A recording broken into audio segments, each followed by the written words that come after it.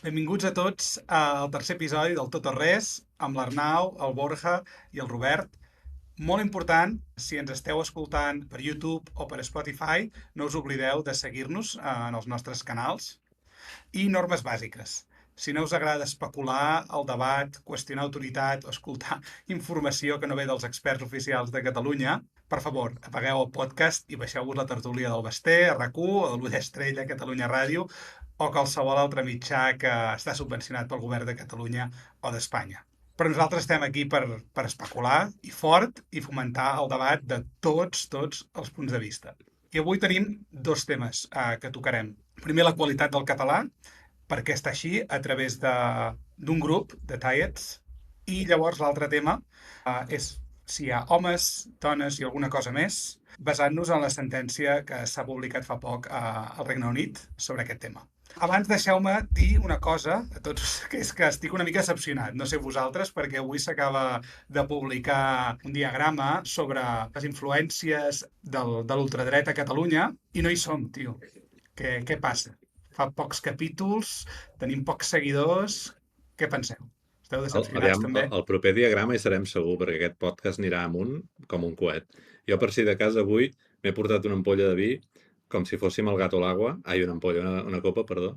L'ampolla la tens Tot i que amagada. l'ampolla està a la nevera.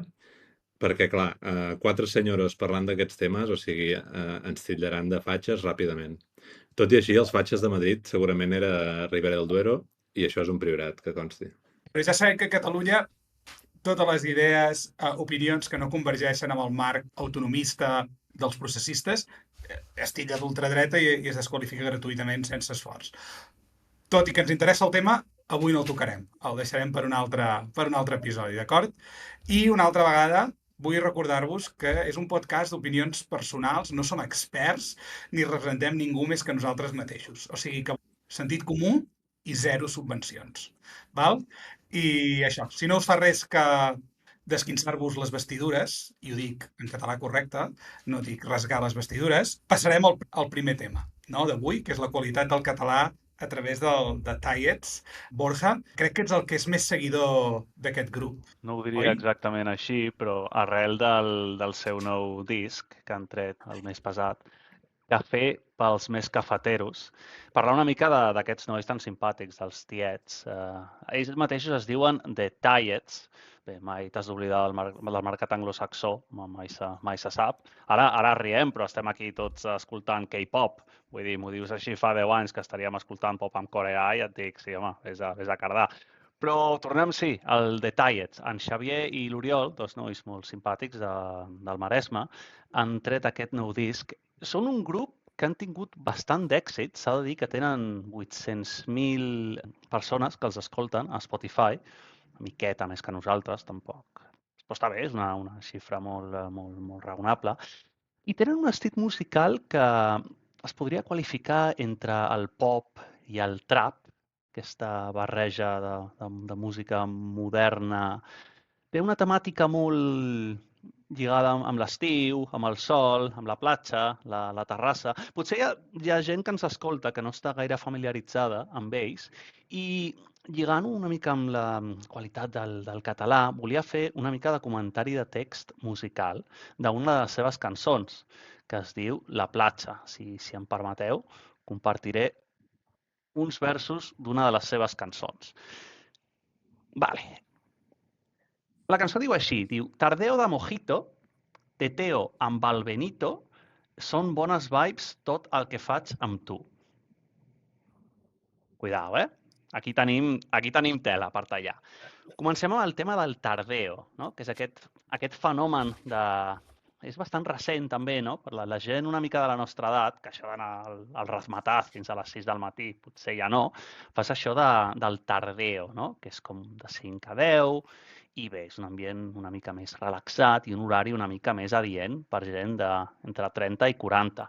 Passa que, clar, la paraula tardeo és una castellanada, podríem dir una vesprada, no? Escolta, anem de vesprada, però no, es va de tardeo, que és la paraula que fan servir.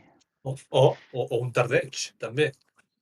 Existeix la paraula tardeig? Bueno, és una adaptació d'aquest neologisme, no? Una mica. I el vespreig també se'n Vespreig. parla, no? Dels vespreig. La paraula vesprada està acceptada. Podríem dir aquests nois, Sí, escolta, i vespre. anem de vesprada, no?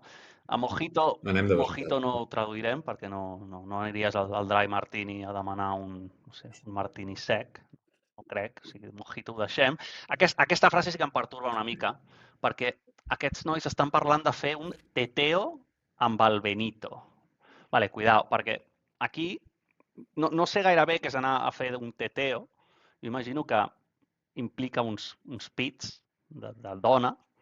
Ningú... Jo crec que ve de tete, no? D'aquesta cosa de col·lega, saps? sí, O de germà, sí. saps? No, mira, no ho hauria mirat des d'aquest angle. Jo, clar, a mi m'estava pertorbant perquè diu de teteo amb el Benito. Clar, el Benito, potser el Benito és un trans que té mamelles, per això el del teteo, i vas a fer un teteo amb ell. Per cert, que en Benito podria dir-se en Benet, però, bueno, jo em dic Sí. Borja i no Borja. Coses de Sarrià. Sarrià de Ter, per clarificar. I després diu aquesta frase de són bones vibes tot el que faig amb tu. No, aquest és un anglicisme molt interessant, no? Les bones vibes, la gent jove, no? Que diu, ei, bro, quines bones vibes, no? És també una paraula també bastant recent que sento escoltar a la gent jove. Jo realment això de les vibes crec que no m'acaba de quadrar. Bones vibes, tot el que faig amb tu. Jo, per si de cas, ho he retocat una mica i he dit que potser aquesta lletra podria ser més vesprada en ratafia, gosseig amb la Maria i renoi, quin goig, tot el que faig amb tu. Magnífic. Bravo. Bravo. Sincerament, Magnífic. espectacular.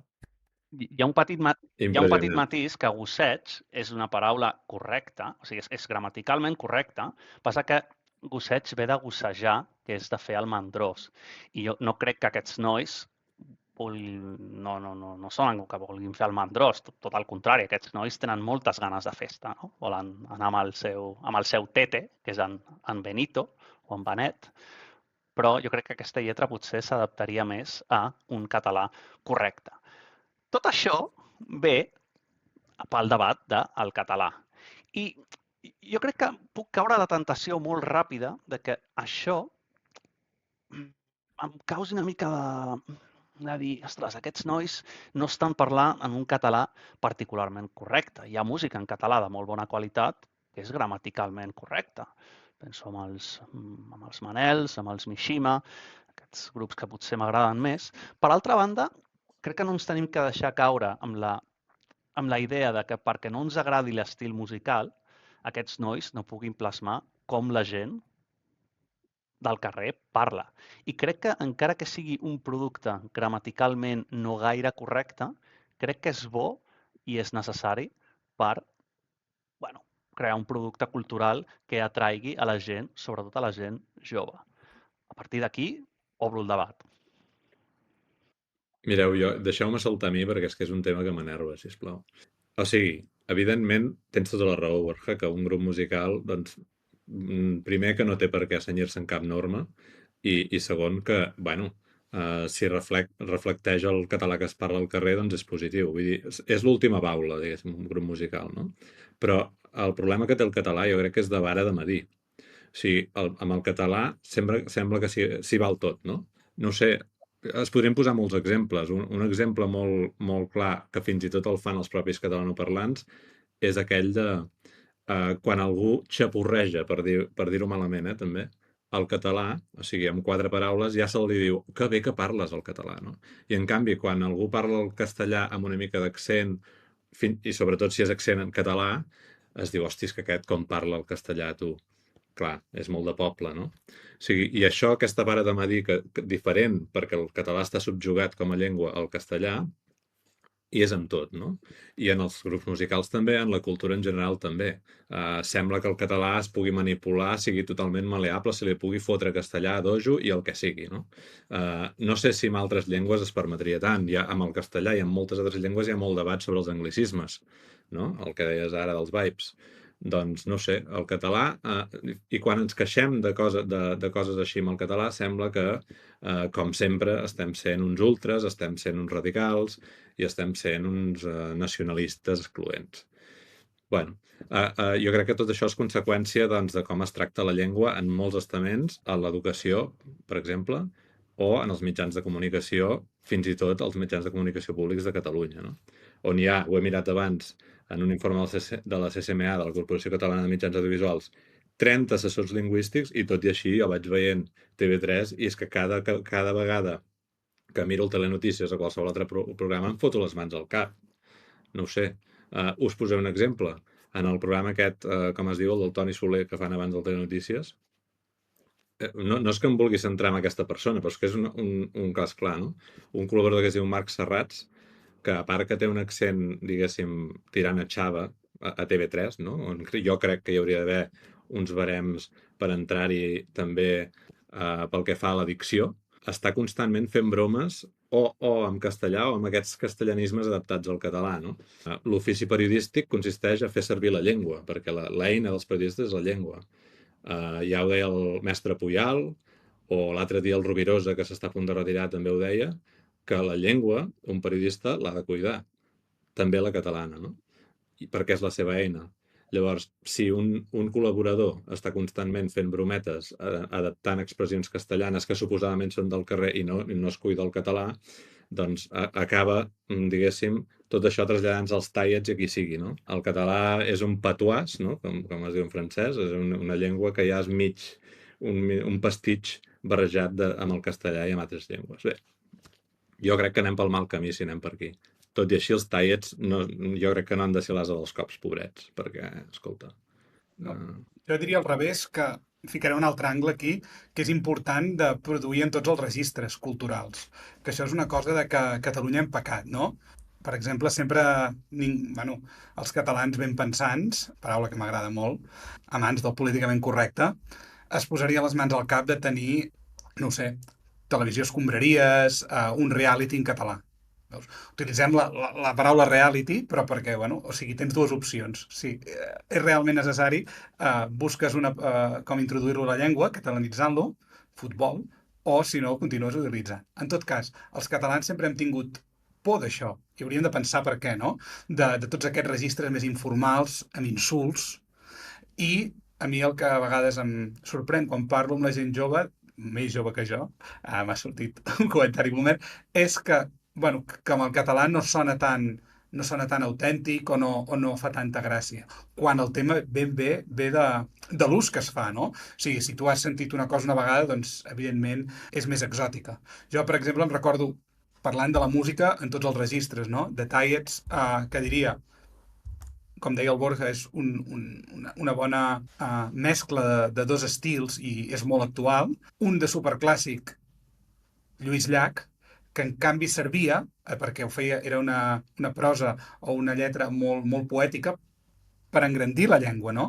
Escoltant-lo, podies conèixer més de la llengua, no? O sigui, jo penso que The Tallets és una bona notícia per Catalunya, que tinguem gent jove que vol fer música en català, però hem de seguir, sent demandants de certa qualitat, no? I no dic en ells en concret, sinó en general, no?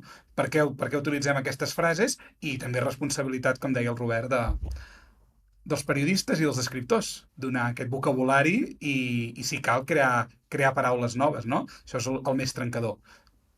Jo tinc ganes de sentir l'Arnau, que és el que està més a prop de la generació Z, a veure què n'opina d'això. Bon punt aquest, perquè primer de tot, Guillem, subscric absolutament el que dius del registre, no? I que crec que una llengua, un signe de que és sana, és que està a tots els registres i que la gent fa universitat en aquella llengua i parla al carrer en aquella llengua i delinqueix en aquella llengua i insulta en aquella llengua i fa coses cultes en aquella llengua. Vull dir, això és clar, no?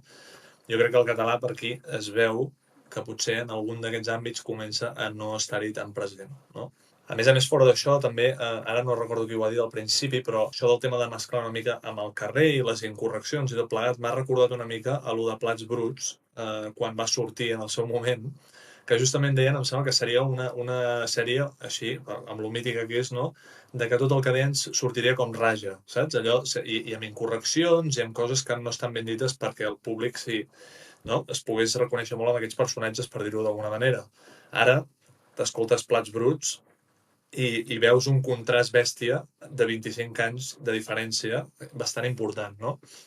I respecte a lo de la generació, que sent vosaltres dels 80, jo sent dels 90, una cosa que acostumo a dir bastant, i que segurament dona per altres temes a part d'aquest, és que noto una diferència bastant abismal, també una mica, suposo, per al meu background i per com he crescut en una família en què jo era el petit i tot plegat, però m'entenc bastant millor amb algú que és 5 anys més gran que jo que amb algú que té 5 anys menys que jo.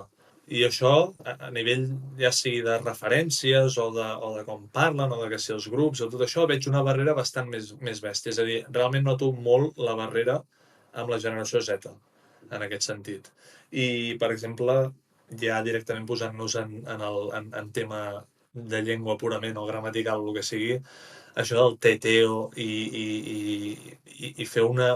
És a dir, jo a vegades he fet servir anglicismes, però perquè també havia parlat molt anglès en altres moments de la meva vida, però això de fer-lo servir tant i especialment el del bro, o sigui, la pandèmia del bro és una cosa que ja em comença a fotre angúnia i una mica de fastiguet, perquè és una cosa... O sigui, un tio que no coneixes de res i et diu, bro, i dius, uf. O sigui, suposo que també és una mica els hi passava als nostres pares, no?, a la seva època amb el tema del tio, no?, que va venir el tio i em sembla que ells no deien tio i nosaltres diem tio. Però bueno, en fi, no sé, perspectives generacionals. Jo sí que dividiria els anglicismes en dos registres, no? Recordo un article del Quim Monzó que deia l'utilització del terme amic personal. Tu dius que aquesta persona és un amic personal el qual és un anglicisme, com es diuen a l'anglès, a personal friend, però el català no es fa servir. Un amic és un amic, no és un amic personal. Però em sembla molt més subtil que directament agafar la paraula en anglès i dir-la literalment. I sí, el tema del bro, a més que té una connotació quasi de raper de Los Angeles, sí, a mi em xirria bastant més.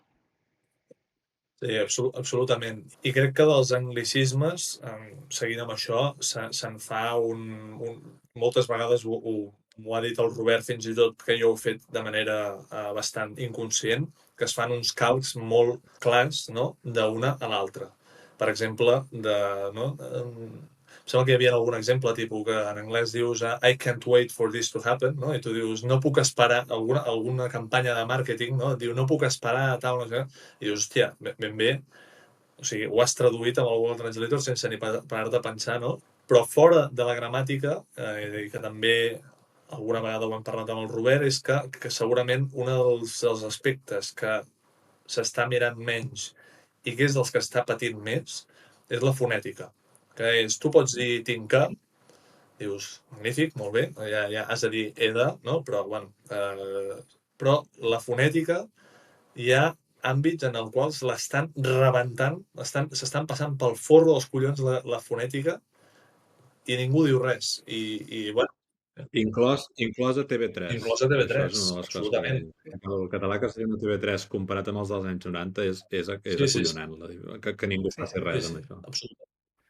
Home, que això ho veiem en els tiets i general jo diria que és la pèrdua de la neutra, de la nostra so que escoltes les cançons i mires i cada cop menys gent ho pronuncia i es fa estrany perquè és un dels sons bàsics, no estem dient la ella. I de la L velar, la L catalana, perquè ara tothom, els joves tots fan la L bleda, no? La L amb la llengua més endavant, que és la que porta també a molts dels sons característics del català, no?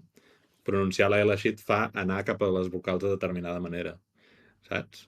Llavors això, bueno, ningú en parla d'aquestes coses, no? O sigui, es parla molt de la pèrdua de parlants, que no n'hi ha massa a nivell, diguéssim, de nombres absoluts. Sí que cada vegada hi ha més població i per tant cada vegada a nivell percentual són menys, no? Però però no es parla de la degradació de la llengua, no? En tot cas, si voleu, jo tanco el tema amb un pensament que jo tinc, o una opinió, que no sé si estareu d'acord o no, que és que per mi la llengua és com vestir-se, no? O sigui, si tu te'n vas a fer una cervesa en la terrassa de la cantonada, vas vestit d'una determinada manera, està bé que vagis una mica de xadot, perquè surts un moment a fer una birra, i està bé també que parlis d'una determinada manera, que diguis vibes i tot això. Jo també el faig servir vibes, de vegades, Borja. Però, per exemple, en una reunió de feina, tu no parles igual, però amb el català noto que sembla que... Sí, que amb el català s'hi val tot, no? Hi ha gent que en una reunió de feina o en un context més formal també t'hi fot doncs, castellanades i et parla la llengua malament, no? Llavors, la meva opinió és que la gent que fa això amb el català són uns pòtols. I si em parleu així en una reunió de feina, ho pensaré. Sou uns pòtols. I us trobareu altra gent que també ho pensarà. Perquè la llengua s'ha de parlar bé quan el context ho demana, jo crec, no? I això passa de forma natural en totes les llengües, menys amb el català. Jo, per afegir-hi una cosa, és que penso que el català és percebut com hostil. Ara, quan comentes d'algú que ha comès un error o una incorrecció, el normal és prendre'ns-ho tots com un aprenentatge. Per exemple, el Borja ha dit xirriar. En català, ara no sé com ho traduiria directament, però és fa soroll, no m'acaba de quadrar. Seria, crea una fricció, no? Però aquesta comentari, que en qualsevol llengua seria ben entès, en català, depèn de l'àmbit, et sembla que és hostil. Què m'estàs dient? M'obligues a parlar en català bé? I això ho dic que, per acabar la reflexió, és si parles al carrer, que us ho comentava abans, tu comences en català i et canvien en castellà, és part de l'educació i de l'harmonia i de la convivència. Si comencen en castellà, a Catalunya, sempre, i tu contestes en català, estàs creant conflicte, estàs creant tensió. Crec que això pot explicar una mica què hi ha darrere de com és que no som millors com a societat en corregir algunes de les incorreccions i del nivell que hi ha. Dit això, visca The Tiets i volem anar a un dels seus concerts. Ja podem mirar quin és el pròxim. I el segon tema d'avui Abans de anirà de tancar, perdona, però el segon tema, dir que aquí enviem una salutació als col·legues de Mantinc el Català, que estan fent una molt bona feina i que, tot i que té un punt polític, tot el tema de mantenir el català i tal, jo crec que independentment d'ideologies polítiques tothom hauria de cuidar una mica la llengua, no? Així que animem a tothom des d'aquí a fer-ho i que no necessàriament ha de ser, diguem, un gest de conflicte, sinó de cuidar la llengua, que és del que estem parlant. Una petita anècdota biogràfica meva. Jo vaig començar a aprendre i estar escolaritzat en català més tard que vosaltres, motius biogràfics que ja parlarem un altre dia. Jo realment agraeixo molt al Guillem. El Guillem i jo vam conviure a Anglaterra molts anys i jo he de reconèixer que he après molt amb tu, Guillem. O sigui, si et xirria qualsevol cosa que digui, bro, ho pots dir, perquè segurament hi haurà una altra gent que ens estigui escoltant que potser no ha agafat aquesta paraula i dirà: Renoi, això no és correcte, el català? Mira, doncs, una paraula que hem après. Genial. I jo l'última, ja per ficar més llenya al foc, una altra bona expressió en català, dir el que deies, l'Arnau, mantinc el català i siguem recíprocs. No parlem de conflictes, siguem recíprocs. Si sou pares i teniu fills a les escoles, els pares castellanoparlants que no es compleix el mínim del castellà denuncien els casos. Els pares catalans, quan veuen que no es compleix la immersió lingüística a Catalunya, també podrien denunciar, no? Animem a fer-ho, a ser recíprocs a tota la població, no? I ara ens movem ja cap a la segona part, que parlarem de sexe, que també té molt a veure amb la llengua, però ara ens veurem cap a Anglaterra per començar, perquè hi ha hagut una sentència recent que coneixem una mica. El Borja ens pot fer 5 cèntims de què ha passat a Escòcia? Sí, bàsicament, Guillem, el Tribunal Superior de Justícia ha dit que canviar de sexe a nivell legal no està permès.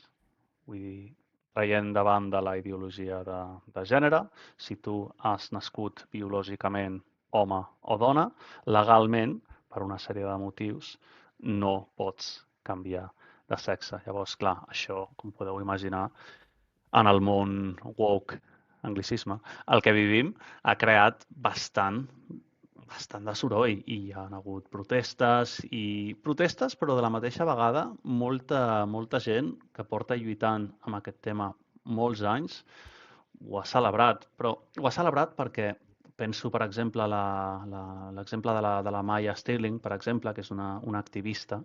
Ella és activista perquè va perdre la seva feina per dir que una persona que biològicament és d'un sexe no podia canviar-se a l'altre perquè això crearia un ambient d'incomoditat al lloc de treball que no era beneficiós. Llavors, és curiós perquè Anglaterra recull els drets de les persones trans a dintre de l'Equality Act, que li diuen, des de 2010, al qual una persona trans té tots els drets que pugui tenir qualsevol altra persona.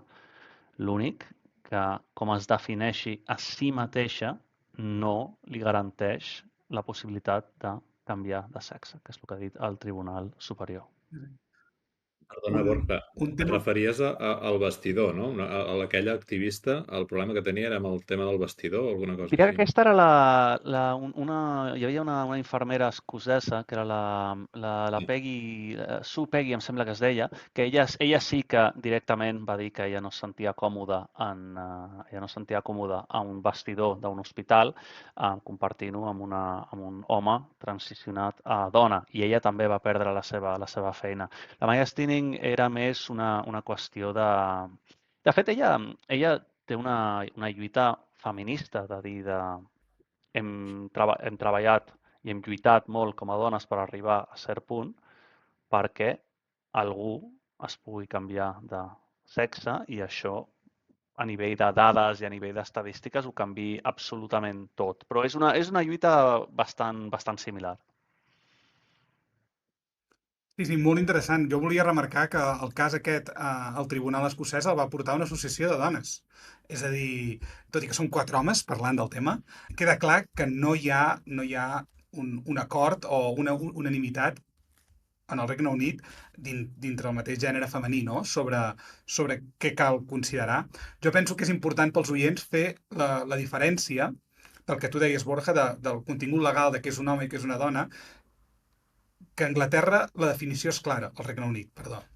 Anglaterra és només una part. Doncs és clar, un home i una dona és pels fets biològics, pels cromosomes i com s'ha fet els últims 10.000 anys.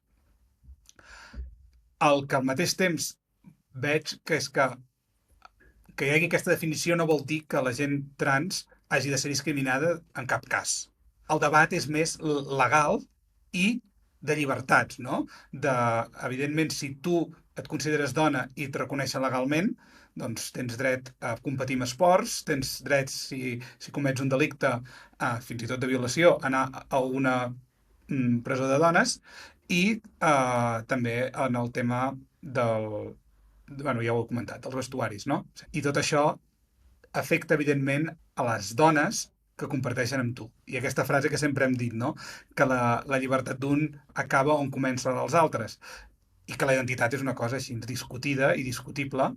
Però, esclar, ens trobem que tu has mencionat el del tema del woke, que diem woke, però al final no deixa de ser la filosofia postmoderna, que diu que no hi ha veritats sòlides. I la definició de la dona no és sòlida. Aquí podríem entrar en el sarcasme. Clar, si no n'hi ha cap de sòlida, avui és els trans i demà pot ser qualsevol altra cosa que es posi en dubte. Llavors, com a societat, realment és tot a debat?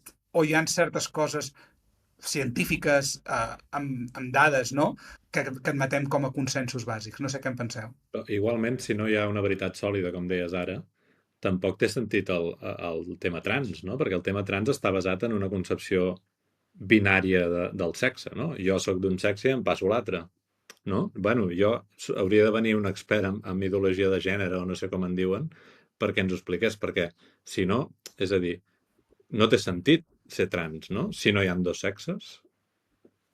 Clar, sí, està basat en que el sexe també és construït, no? I clar, aquí va en el tema de la biologia. Perdoneu, la implicació que m'havia descuidat després també és el tema d'adopcions, etc que et pot donar, no? Penso que sí que és part de la dicotomia d'home-dona, el que passa que entren a debatre el que és una dona. I clar, hi ha les dones mateixes que elles s'autodefineixen i que sempre s'han autodefinit que és la part de l'espècie, no només en els humans, sinó en els animals, que poden tenir descendència, no? A mi m'agradaria també entendre quina és la motivació final de voler ser legalment, no sé, considerat com una dona, no? A mi també se m'escapa de dir la meva limitació sobre aquest tema, però és Crec que és curiós. basar tota la teva personalitat en el teu gènere, sigui el que sigui, el qual crec que et fa una persona molt poc interessant tirant a banal. Però sí que podem entrar al fet de que la disfòria de gènere com a tal és una patologia existent, però com a patologia tindria que ser un psiquiatre o fins i tot més d'un que realment diagnostiqui aquest cas, no que una persona de forma subjectiva es consideri d'un altre gènere, però bueno, el que dèiem, no hi ha dos gèneres com a tal, potser hi ha diferents gèneres entremig que nosaltres com a quatre senyors heterosexuals no acabem d'entendre. Jo el que veig és basar tota la teva persona en el teu gènere i com et percebeixes a tu mateix com a tal, que és el problema. Perquè jo imagino que conec a una persona només que ha canviat de gènere, una antiga companya de feina. Jo puc assegurar que la seva personalitat no girava entorn al seu canvi de gènere, tot el contrari. En tot cas, aquí hi ha la diferència de gènere-sexe, no? Vull dir, gènere com a construcció social, sexe com a tema biològic. O sigui, jo crec que el sexe no es pot ser discutit, aquesta és la meva opinió. El gènere ja, bueno, això sí que dependrà de la llei, no? Però sí que és veritat que jo empatitzo amb els transexuals en el sentit de que és una decisió individual i jo crec que bastant en la llibertat individual i en com que cadascú se senti com vulgui. I si es volen operar els genitals per, diguéssim, transicionar cap a assemblar-se al sexe contrari em sembla molt bé, però crec que hi ha un punt, que és el que comentava el Guillem, de reconèixer legalment aquestes persones com a una persona de l'altre sexe, doncs té unes implicacions en molts àmbits que aquí és on hi ha el xoc i el debat social, no? Una mica lligant amb el que deia el Guillem, jo crec que el problema que presenten aquestes situacions és que, com dèiem, feta la llei, feta la trampa, una magnífica frase també en català, que és que quan comences a tocar aquestes coses, altra vegada, com deies, Guillem, en el nom de la igualtat, amb aquesta representa expressió tan, no sé com dir-li, megalònoma o com sigui, però resulta que ara ho podem tocar tot i com que s'ha fet la llei, ara es pot fer la trampa, no? I hi ha molta gent que acaba amb persones frustrades, no? Per exemple, com pot ser la noia aquesta, la infermera aquesta, que deia, doncs, sincerament, a mi no vull haver de compartir amb aquesta altra persona, no?, el vestidor, perquè ha passat això, no? I ara resulta que és pati lliure. Aquí, que cadascú foti el que vulgui. Hi ha unes normes i hi ha molta gent volen que aquestes normes se segueixin complint d'una certa manera, no? I ara no ha de ser que per al nom de vés a saber què, doncs ens rebentem totes les normes que tenim anteriorment. Les podem revisar, etc. Però llavors entrem una mica en problemes lògics, que és com tu deies, no, Robert? Que si estàs fent una transició, etc., no, representa que tu tens una dicotomia, no? Vas d'A a B o de B a A. Llavors, estàs confirmant la teoria anterior que estan dient que només venim de dos gèneres, o no? O dos sexes. Llavors, realment he vist bastants memes per internet que són graciosos de veure, no, les patades a la lògica que li poden arribar a fer en aquestes situacions, que això també, sincerament, és una llàstima, perquè hi ha gent que lluita per certs canvis que són molt lícits, no? I llavors són desprestigiats per gent que va dient borrades, no?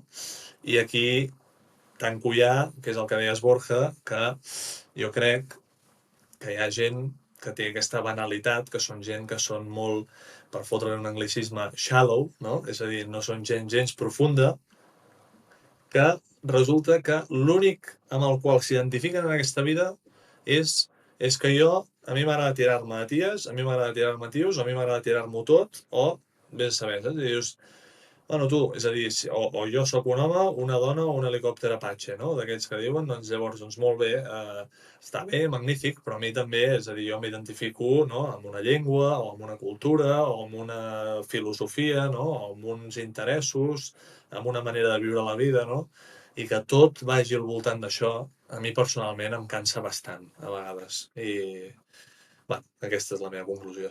Vivim en un món, és la meva percepció, que la llibertat preval a la realitat i a l'evidència, no? I en aquest tema, al final, és una discussió lògica de portar arguments. I el problema és que crec que certs sectors no entenen que és compatible respectar algú amb el gènere que sigui, un home que sent dona, una dona que sent home, i tot el que hi hagi, sense canviar l'estatus legal. Perquè com a home o com a dona ja tens tots els drets, no? El problema és quan crees aquesta tercera categoria, perquè al final no deixa de ser una tercera categoria, i ara us volia compartir un tuit de la famosa escriptora de Harry Potter. Ella bàsicament diu que està pensant en totes les empreses, governs, institucions acadèmiques i d'esports que han trencat la llei d'igualtat per acontentar els grups activistes, no?, que promocionaven els trans de tenir, doncs, certes quotes i tenir aquesta consideració legal, no? I és molt interessant perquè aquí veiem com es reverteix el tema, no? Hi havia un punt que la societat creia i hi havia una llei en que els trans podien reassignar-se al seu sexe legalment, se'n diu un certificat, a Anglaterra feien un certificat, i ara ja no. Què passa en aquesta societat? El que sembla, i per mi és una mica preocupant, no sé què penseu vosaltres, és que ha d'acabar sent un tribunal suprem que decideixi això, que ja no hi hagi ni un sentit comú ni una base a la societat per discutir això i arribar que hi ha un acord, no? Això em recorda bastant el cas de Catalunya, no?, o d'Espanya. Moltes coses acaben decidint els jutges com si la societat no fos capaç de posar-se d'acord de coses que hi podria haver clarament un acord. Parlant de Catalunya i Espanya, crec que és important fer el zoom-in. Què passa en aquest tema Catalunya i Espanya sobre la llei trans? Algú sap? Algú ens en vol fer saber? Ho desconec totalment, si et soc sincer. Jo sí que volia fer l'apunt del que deies, que la societat no és un tema que s'hagi parlat o s'hagi debatit, perquè citant en Jordan Peterson diu que la ideologia woke funciona una mica com un règim autoritari, no?, en el sentit de que el debat no és possible en aquest món woke. Si tu obres aquest meló i planteges el tema, ets, com diuen en anglès, un TERF o un transphob o una criatura del dimoni. Llavors, el problema del wokeisme, que jo sempre penso que té bones intencions, ha tingut d'arrel, pot arribar a tenir bones intencions, ha creat aquesta espècie de règim autoritari en el qual ni tan sols el debat és possible. La pregunta de com està la situació a Espanya i Catalunya, no tinc ni la més menor idea. No en tinc ni idea, tampoc, perquè, bueno, no és un tema que segueixi massa, la veritat, però crec que Espanya s'ha caracteritzat normalment per ser un dels països dels últims anys que ha avançat més amb aquests, diguéssim, temes de reconeixements, doncs, de col·lectius del LGTBI, no? Per tant, suposo que estem força avançats, depèn de com s'ho miri cadascú, amb aquest tema, però no ho sé. Ho haurem de preguntar al ChatGPT. Ho pregunto al ChatGPT. Sembla que el ChatGPT confirma que no hi ha definició, o sigui que la llei trans del 2023 fica que la identitat de gènere s'ha de determinar i que una dona que un trans legalment és considerada dona a tots els efectes legals un cop completat un registre que no necessites ni proves mèdiques ni judicis, només una declaració. I aquí tornem, doncs, les implicacions que ja havíem comentat per Anglaterra, tornen a passar aquí, no?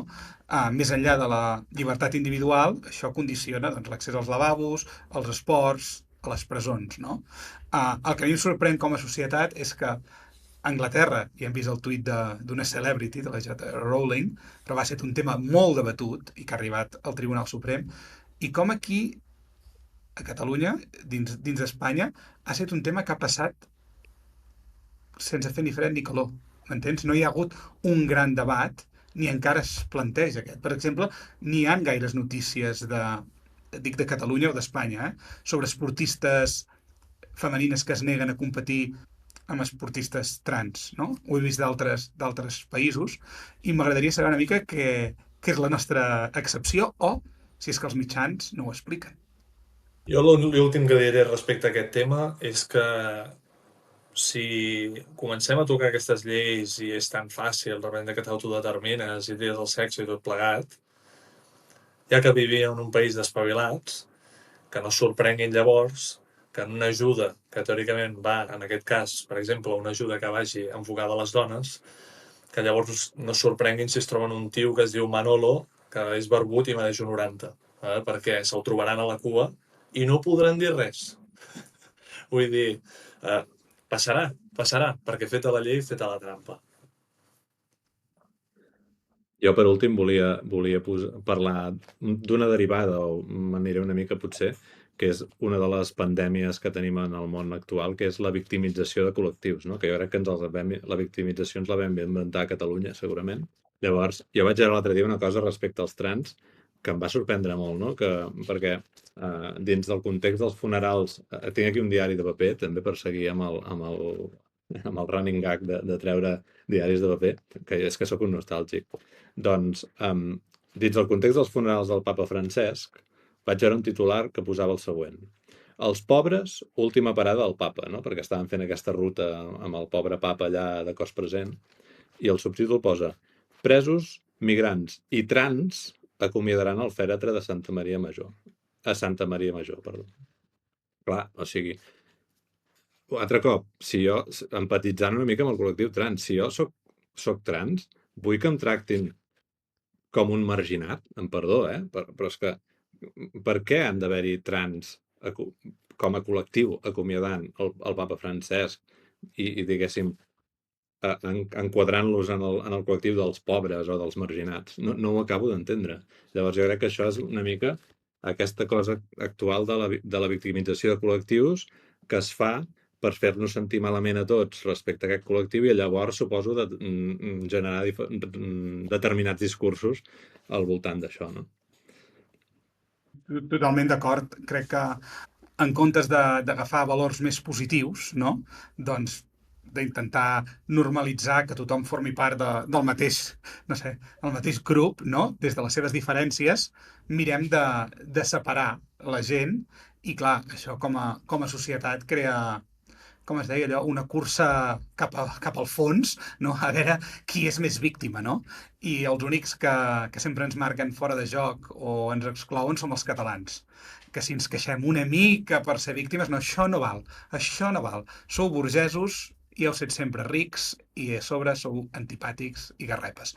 Tot això, en qualsevol altra nacionalitat del món, seria considerat xenofòbia i discriminació, però en Catalunya no, és compadreig, que m'acabo d'inventar la paraula, per cert, i això. Des d'aquí penso que ja acabant aquest capítol també animem això, a que no s'estigmatitzi a ningú ni victimitzem a la gent. Intentem entendre, intentem respectar, no? I la idea al final, tornant a la moto del programa, no? El ser políticament correcte o no, és que la nostra opinió personal, la de cadascú de nosaltres, de vosaltres oients, no hauria d'estar marcat pel govern d'Espanya o d'Anglaterra, ni per el que diu la majoria social, sinó basats en alguns arguments, no? Que siguis capaç de discernir, de discutir amb altra gent, sense increpar-lo o cancel·lar-lo. No? Aquest és un també dels motius o dels objectius d'aquest podcast. Discutim tots els motius i si hi ha oients que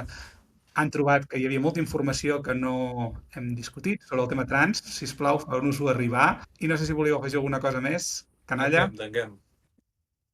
Estem. Tanquem.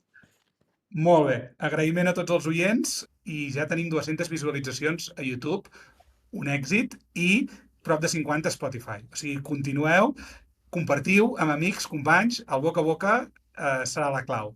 I ens veiem en el pròxim episodi, que serà d'aquí 2 o 4 setmanes. Vinga. A reveure! Gràcies.